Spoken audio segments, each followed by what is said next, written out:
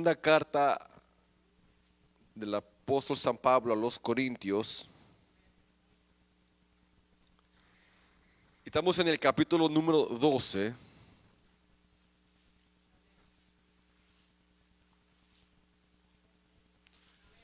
Y en el capítulo 12 vamos a leer versículo 7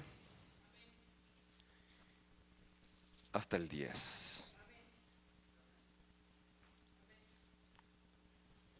Lo tenemos.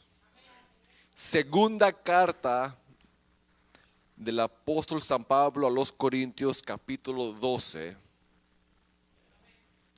Leemos versículo 7 y dice así la palabra de Dios. Dice: para que la grandeza de las revelaciones no me exaltase desmedidamente, me fue dado un aguijón en mi carne, un mensajero de Satanás que me abofetee, para que no me enaltezca sobremanera. Respecto a lo cual 3 veces he rogado al Señor que lo quite de mí. Y me ha dicho: bástate mi gracia, porque mi poder se perfecciona en la debilidad. Por tanto, de buena gana me gloriaré más bien en mis debilidades, para que repose sobre mí el poder de Cristo. Por lo cual, por amor a Cristo, me gozo en las debilidades, en afrentas, en necesidades, en persecuciones, en angustias. Porque cuando soy débil, entonces soy fuerte. Hasta ahí nomás. Tome su lugar, por favor.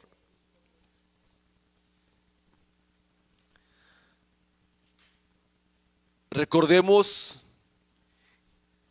que en esta porción, que como acabamos de leer, encontramos al apóstol Pablo, como él mismo lo dice, con un aguijón en la carne. Él usa esa ilustración, es una ilustración, palabras ilustrativas que él usa para mostrarnos el dolor que esta estaca le está causando. Algo le está causando a él mucho dolor. Algo le está rompiendo a él el corazón. Hay algo que le está rompiendo a él su alma. Le está causando dolor, mucha angustia, está quebrantado. Por eso habla así de un aguijón, una estaca que lo está haciendo pedazos, lo está quebrantando. Lo bueno de Pablo es que esta estaca no lo alejó de Dios, sino que lo acercó más a Dios. Porque él dice que esta estaca, este aguijón, lo llevó a Dios a rogarle, a suplicarle. O sea que el aguijón no lo alejó, sino que lo acercó a Dios. Es muy importante ver eso, que los aguijones no son para alejarnos de Dios, son para acercarnos a Dios. Y lo que Pablo hace, que en medio de su dolor, en medio de su angustia, de lo que él está enfrentando, va a Dios, se postra, me imagino, ante Dios y le ruega: quítame este aguijón, quítame esto que me está causando tanto dolor, tanta angustia, quítamelo. Y nos dice, es bien específico los detalles que él nos deja saber. Dice: se lo presenté a él un total de 3 veces. O sea que seguí insistiendo. Cuando en la primera no me contestó o no me dijo lo que yo quisiera, fui la segunda. Y la segunda, cuando no me contestó, o sea que nos habla de su insistencia, que él seguía insistiendo: quítamelo. Intensificaba su oración, intensificaba su ruego para que Dios se lo quitara. Y las 3 veces Dios le dijo: no te lo voy a quitar. No te lo voy a quitar. Porque Pablo, ese dolor, ese aguijón que estás enfrentando es con un propósito. Hay un propósito detrás de ese aguijón. Y pudiéramos decir que hay detrás de todo lo que Dios hace, siempre hay un propósito. Dios nunca hace nada sin un propósito. Todo lo que Él hace y todo lo que Él permite es porque tiene un propósito. Ese era el caso del aguijón de Pablo y ese era el caso de los aguijones suyos y los aguijones míos. Habrá siempre un propósito detrás del aguijón.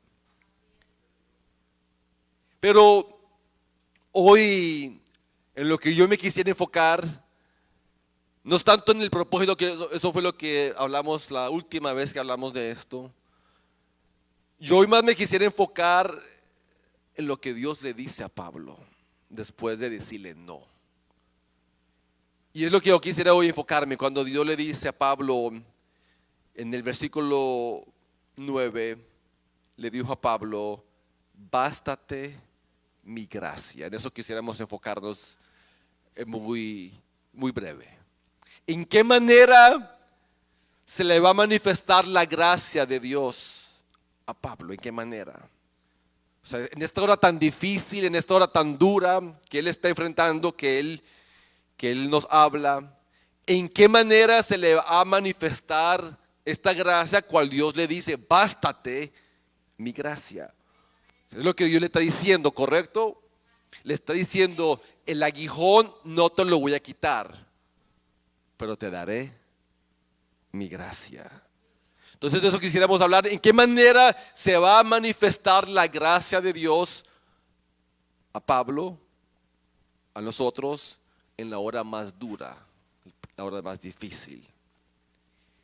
Y veamos, pero antes déjenme tratar de que entendamos lo que este término gracias significa para nosotros. Es un término muy importante para la iglesia cristiana, entender gracia. O sea, la gracia es todo para la iglesia, para el cristiano la gracia. Esta palabra gracia en el Nuevo Testamento aparece un total de 155 veces.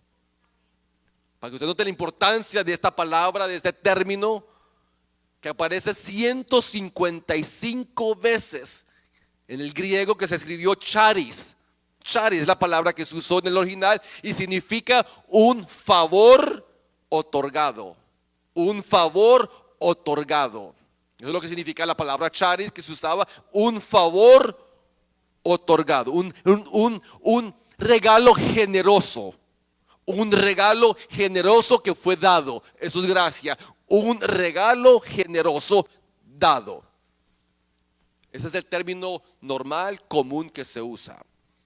Pero cuando los escritores del Nuevo Testamento escribían la Biblia, obviamente ellos hablaban en términos obviamente espirituales.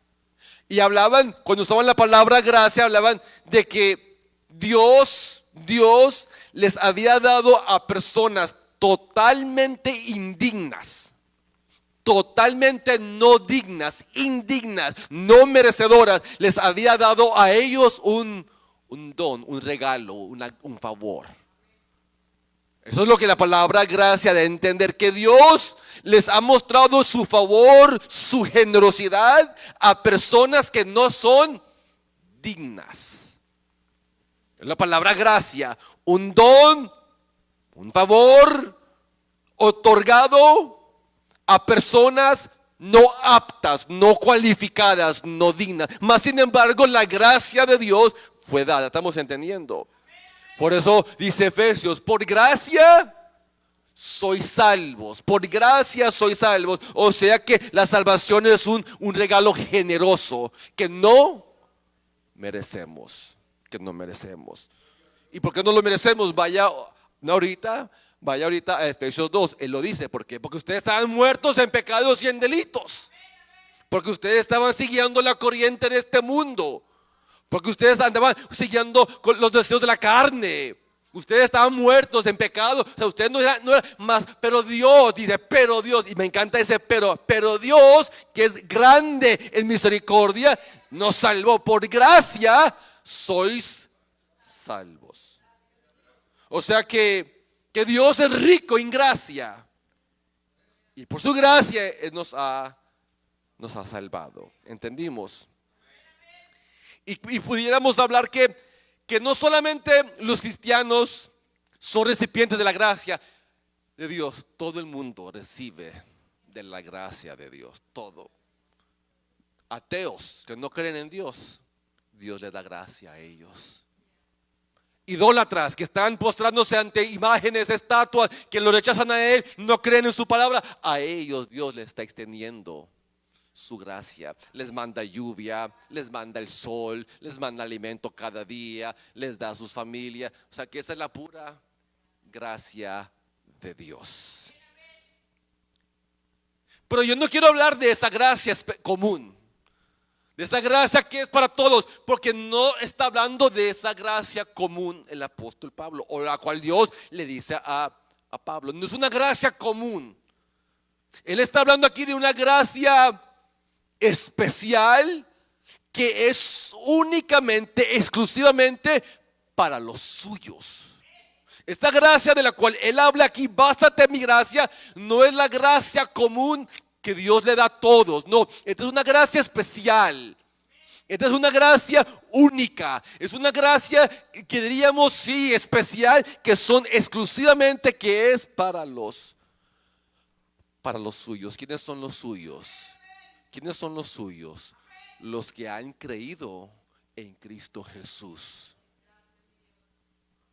Los que han creído en su Hijo. Y a ellos los ha sellado con el Santo Espíritu. Y por eso la palabra de Dios dice que Él conoce a los suyos, porque tiene una marca, tan sellados.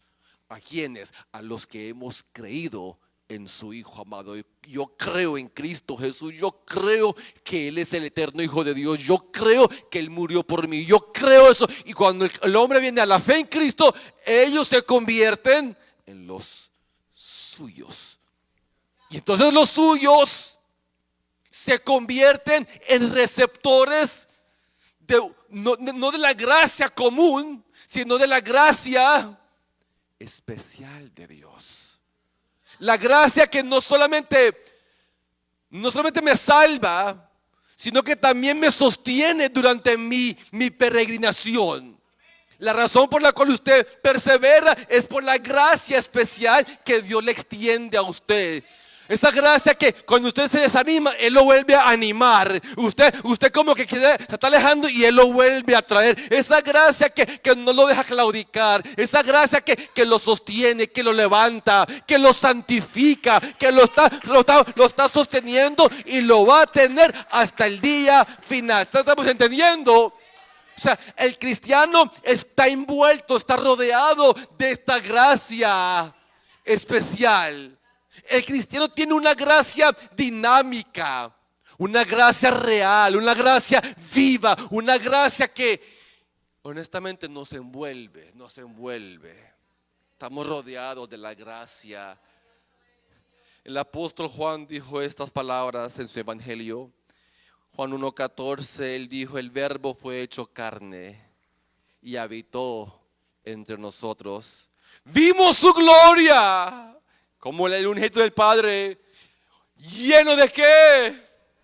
Lleno de gracia.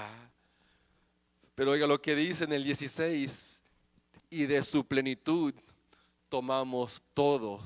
¿Qué dice que tomamos? Gracia sobre gracia. O sea que no solamente tenemos la gracia, sino que hemos recibido gracia sobre gracia. O sea, la gracia nos rodea. Una gracia especial que rodea a los que han creído en Cristo, a los que han puesto su fe en Cristo. Son los recipientes de esta bendición, de este favor continuo de Dios. Me encanta Romanos 5:1 porque dice: justificados pues por la fe, tenemos paz para con Dios por medio de nuestro Señor Jesucristo. Ahí está primero, tenemos la paz, ya estamos en paz. Pero el 2 me encanta porque dice: por quien también tenemos entrada por la fe. ¿A qué? ¿A qué tenemos entrada? En la cual estamos.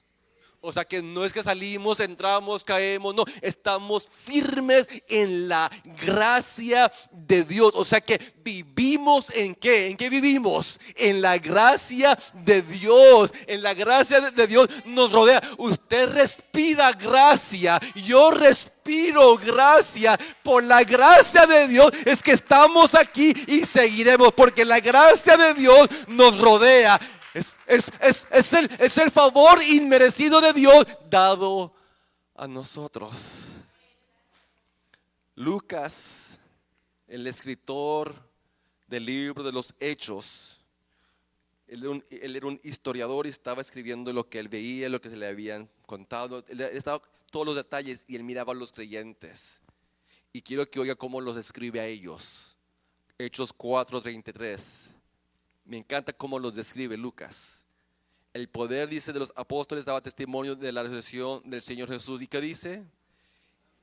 Abundante gracia era sobre. O sea que él observaba a estos creyentes y él observaba ¿qué? ¿Qué observaba? Que la gracia de Dios, la abundante gracia de Dios era sobre todos ellos. O sea, él lo podía observar. Él podía notar, esta gente goza del favor de Dios. Lo percibía. Ahora la pregunta sería, ¿usted la percibe en su vida? Le voy a preguntar, ¿usted percibe la gracia de Dios en su vida? No, le voy a preguntar, ¿usted la nota? ¿Usted la siente? Usted dice, wow, yo gozo de la gracia de Dios. Yo disfruto de la gracia. O sea, yo no sé por qué, pero yo tengo la gracia de Dios. Yo he hallado gracia ante los ojos de Dios. Les pregunto una vez más, ¿usted lo percibe en su vida? Porque esta gracia se percibe, se siente. Uno se siente hasta chiflado. Uno se siente como que Dios realmente, como que Dios me chifla, Dios me ama tanto. No estoy exagerando. Uno percibe un favor de Dios tan maravilloso.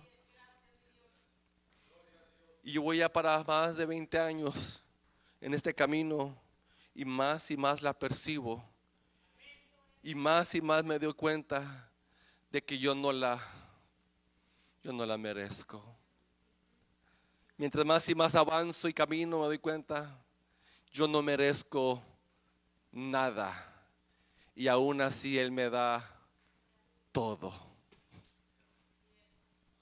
No merezco nada y Él me da todo lo que necesito. Entonces esto es lo que quebranta a uno. Y eso es lo que mantiene el corazón de uno sensible ante Dios, porque la gracia de Dios me envuelve. Y veo que no merezco nada y aún así Él me da todo.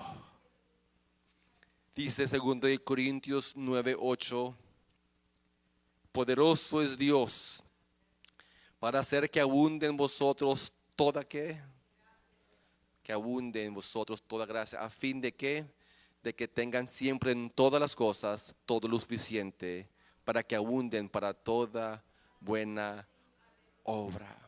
O sea, Pablo está diciendo, Dios tiene la capacidad siempre, porque Él es rico en gracia, Él es capaz de derramar suficiente gracia, suficiente para que sobreabunde y siempre tengamos lo suficiente para los asuntos de la vida. Él es capaz de darnos siempre, Él siempre nos va a dar, Él nunca va a estar escaso. Tiene toda la gracia Él para darnos, para darte, para cualquier obra. ¿Cuál es tu necesidad? ¿Algún pecado? Él te da gracia para que lo venzas.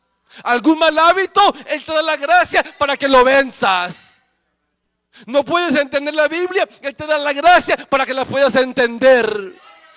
¿Qué es lo que usted necesita? La gracia de Dios es suficiente para lo que usted necesita. Cualquier cosa, cualquier área, la gracia de Dios es abundante para con usted y para conmigo. para que usted le sirva. Él te va a dar gracia para que le sirva eficazmente. O sea, cualquier área, cualquier necesidad, Él tiene gracia para darnos. ¿Entendimos, mis hermanos? Esto sucedió cuando usted se convirtió, cuando usted creyó. Al momento que usted creyó en Cristo, usted entró en esta esfera de la gracia de Dios. Usted entró, está firme en la gracia de Dios, están abiertas, y la gracia de Dios nunca se va a detener, nunca va a escasear. La gracia de Dios estará contigo hasta el final de tu vida. Pablo, no te quito el aguijón, pero bástate mi gracia, bástate. ¿A dónde quería llevar Dios a Pablo? ¿A dónde lo quería llevar? Pues le dice, Pablo, es que mi poder se perfecciona cuando tú eres fuerte. Así dice. No dice cuando tú eres fuerte, dice cuando tú eres débil. Pablo, quiero que conozcas mi poder.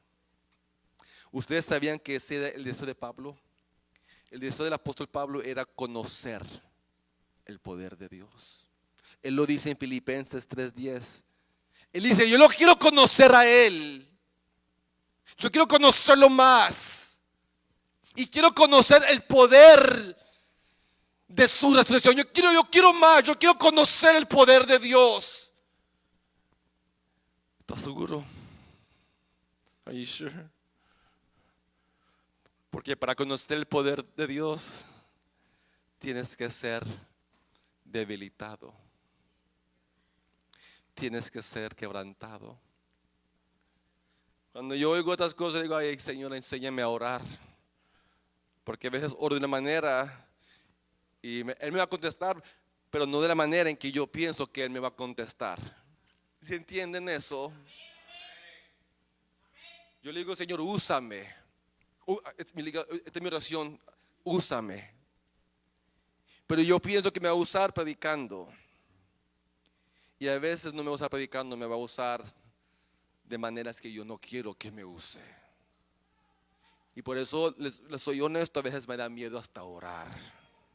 En la manera en que Dios le puede contestar a uno la oración. Ustedes oran por paciencia. Ya no oran por paciencia. Porque ya saben cómo se les va a contestar Dios. Porque no te va a zap. Usted cree, pido paciencia y como que va a venir y lo va a tocar. No, así no es. Entonces ya mejor ya no pido paciencia, porque ya sé cómo me la va a dar. ¿Sí están entendiendo? Pablo pidió conocer el poder de Dios. Pablo quería conocer el poder de Dios. Y entonces viene Dios, ¿lo quieres conocer? Bueno, aquí te va un aguijón para debilitarte, para quebrantarte, para despojarte de toda tu suficiencia, para despojarte de cualquier autoconfianza que tú tengas, para eliminar tu autoestima. Tu autoestima está muy alto, estás muy elevado, Pablo. Te estás elevando porque como ya caminas en el tercer cielo, Pablo, como tú caminas en los cielos y tú tienes, Pablo, te tengo que volver a traer a la tierra. Estamos entendiendo. Y entonces Dios tiene que tratar con uno porque uno es muy susceptible a que el ego se vaya como que. Entonces Dios tiene que despojarnos de todo orgullo, de toda soberbia, toda vanidad que tengamos, toda autoconfianza en mi intelecto. Confío mucho en mi intelecto. O me apoyo mucho en mi inteligencia, me apoyo mucho en mi brazo. Me apoyo mucho en lo humano. Y Dios no quiere que tú confíes en lo humano. Él dice, maldito el que confía en el hombre. Él no quiere que confiemos en el hombre, o sea, ni en mí mismo. Él quiere que toda mi confianza, toda mi dependencia esté en el brazo de Jehová, en el Dios del cielo. Que dependa de Él, que confíe en Él. pero para llevarme ahí, tiene que quebrarme. Tiene que quebrarnos. Porque estamos muy ligados a confiar en uno mismo. Y entonces, como Él conoce nuestra naturaleza, que estamos muy confiados en nosotros, en nuestra astucia, en nuestro intelecto, en nuestra sabiduría, en nuestras fuerzas, en lo que tenemos, en lo que sabemos, nos elevamos. Entonces Él nos tiene que, como dice el pasaje, ve demonio y métemele un aguijón. No me lo vas a acabar porque es mi siervo, pero sí lo vamos a quebrantar, porque lo voy a despojar. Le va a quitar todo ese orgullo, todas esas fuerzas que él tiene humanas. O sea, lo quiere llevar a un punto bajo. ¿Para qué? Para que entonces se manifiesta el poder de Dios. Oiga lo que dice Deuteronomio. Cuando uno llega a ese punto tan bajo como el que llegó Pablo, oiga lo que dice Deuteronomio 33:26, dice: no hay como el Dios de Jesús, o sea, el Dios de Israel, quien cabalga, como dice, sobre los cielos. ¿Para qué? Para tu ayuda. O sea, Él está para tu ayuda, pero no va a venir a tu ayuda. ¿Hasta cuándo? Hasta que no nos haya despojado de nuestras fuerzas, nuestra sabiduría, nuestro intelecto, nuestra dependencia. Dice Isaías 43, memoríceselo, guárdeselo. Así dice Jehová, el creador tuyo, formador tuyo: no temas. ¿Por qué? Porque yo te redimí, te puse nombre, mío eres tú. Cuando tú pases por las aguas, yo estaré contigo. Y si por los ríos, no te anegarán. Aleluya. Cuando pases por el fuego, no te quemarán. Oiga lo que dice: ¿cuándo? ¿Cuándo? No dice por si, no dice cuándo. O sea, lo da por un hecho. Lo da por un hecho que vas a pasar por el fuego. Lo da por un hecho que vamos a pasar momentos de ríos que nos van a quedar. Te lo da por un hecho, pero no temas. ¿Por qué? Porque yo estaré contigo. Porque yo, Jehová, tu Dios, el Santo de Israel, yo soy tu Salvador. Aleluya. A Egipto di por tu rescate, a Etiopía y a Seba, porque a mis ojos tú eres de gran estima. Oh my God, goces, hermano, eres honorable. Yo te amé. Daré pues hombres por ti y naciones por tu vida. No temas, porque yo estoy contigo. Pero para que experimentemos eso, tenemos que ser abofeteados. Tenemos que pasar. Porque es en mis momentos de mayor debilidad cuando Dios derrama la mayor gracia. Y por eso es que en esos momentos, cuando debería estar con ira, tendrás un gozo. Cuando tengas momentos para estar inquieto, tendrás una paz que no tiene entendimiento humano. Cuando te vas a encontrar en momentos que deberías estar maldiciendo, todo lo contrario, vas a estar cantando.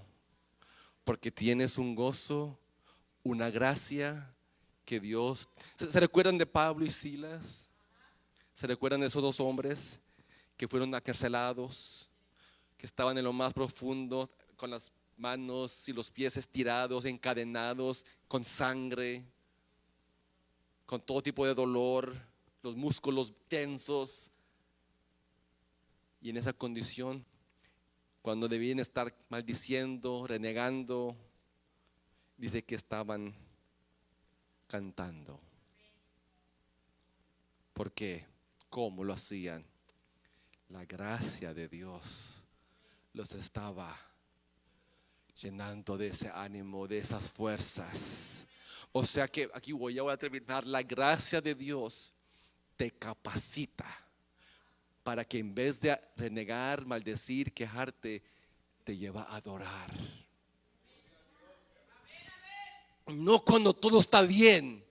No, esta gracia es cuando todo va mal y que en vez de renegar, en vez de maldecir, en vez de quejarte y de enojarte con medio mundo, tú comienzas a adorar a Dios, comienzas a cantar a Dios, a alabar a Dios, a bendecir a Dios. ¿Por qué? ¿Cómo es posible? Porque esta gracia te está infundiendo aliento, te está dando ese ánimo y podrás decir como dijo el salmista: tu vara y tu callado me están infundiendo aliento, y por eso aunque yo ande en valle de sombra de muerte, no temeré mal alguno. ¿Por qué? Porque tú estás conmigo y me estás infundiendo de esa gracia, y ahora tengo una razón, no para quejarme, no para negar, no para maldecir, sino para adorarte, para cantar. En mi tristeza te alabo, hay gozo, hay una paz que no entiendo, hay una alegría que no hay explicación. ¿Cómo es posible todo esto? Porque Dios dice: el aguijón ahí está, pero mi gracia será suficiente para sostenerte. Mi gracia te levantará, mi gracia no te dejará. O sea que en ese momento es cuando Dios más cerca de ti va a estar. Más cerca, como que más sensible nos hace. Y encontrarás una paz, un gozo que nunca has conocido. Porque está esta gracia que te está, aquí termino, esta gracia te está transformando. Quiero que vaya el pasaje. Note que esa gracia que Dios le dio no cambió las circunstancias de Pablo. Y yo quiero decirlo, no todo el tiempo Dios va a cambiar tus circunstancias. No todo el tiempo. No, Dios no nos quiere todo el tiempo bien, prósperos y felices. Yo creo que si no nos cuidamos, la prosperidad, el bienestar, en vez de ayudarnos, ¿sabe lo que hace? ¿Qué hace la prosperidad? Nos aleja de Dios. Entonces, si lo vemos de esa manera, el que me quisiera ver próspero, que tenga todo, es el diablo, porque sabe que eso me va a alejar. No, Dios va a permitir que tengamos estos momentos, porque es lo que me va a acercar a Él. Pero lo que quería decir es esto: las circunstancias de Pablo no cambiaron, siguieron el aguijón. Pero ¿sabe qué hizo la gracia? ¿Sabe qué hizo? Lo cambió a Él. Póngame el 9 en la pantalla, por favor. Póngame el 9. Por tanto, dice Pablo, mejor me voy a gloriar en mis debilidades. ¿Para qué? Para que repose sobre mí el poder de Cristo. Porque dice el 10, porque por amor a Él me gozo en las debilidades, en afrentas, necesidades, en persecuciones, en angustias. Porque cuando soy débil, ¿entendí lo que pasó? Comenzó rogando que se la quitara. Termina diciendo: no me lo quites, déjame el aguijón. Porque ya entendí que este aguijón me está llevando a una experiencia que no tendría si no fuera por el aguijón. ¿Están entendiendo? O sea, la gracia no cambió las circunstancias, lo cambiaron a Él. Por lo cual ya mejor voy a dejar de chillar y de quejar. Me voy a gloriar en, ¿qué dice? ¿En qué? Me voy a gloriar en mis debilidades. ¿Por qué? Porque cuando soy débil es cuando se activa el poder de Dios en mi vida. El poder de Dios reposa sobre uno cuando uno está en el suelo quebrado. Oh my gosh. Este pasaje es de gran estímulo para mí. En esos periodos de épocas cuando uno está como que desanimado y cansado, esos pasajes son los que más me estimulan, me motivan, porque es ahí cuando estoy así, de repente viene Dios y su gracia. Oh my God. O sea, se lo estoy diciendo, esto es real, esto es verdad. Cuando uno está así, pero como Pablo se encontraba ahí, y de repente, por eso les doy gracias a todos ustedes que oran por uno. Oh, porque esas oraciones valen tanto, porque eso es real. Tú lo vas a experimentar, tú lo has experimentado hasta el final. La gracia de Dios, escuche, tal vez no va a cambiar tus circunstancias, pero sí te van a transformar a ti, para que en tu dolor y en tu aguijón comienza a subir un canto, una alabanza. Y es ahí donde Dios nos quiere llevar, que aprendamos a adorarlo y a alabarlo, a bendecirlo, no solamente cuando estamos aquí. Él quiere llevarnos a un punto en la vida que, como dijeron aquellos jóvenes, sea que nos libre o sea que no nos libre, no importa, a Él lo vamos a adorar, a Él le vamos a servir, porque he entendido que Él es Dios, Él es mi Dios. Pero para eso es la gracia. O sea, no es humano, es la gracia de Dios, porque en nuestra humanidad no pudiéramos. Pero como le dijo Pablo, como le dijo, bástate, mi gracia te va a sostener, Pablo, en estos tiempos.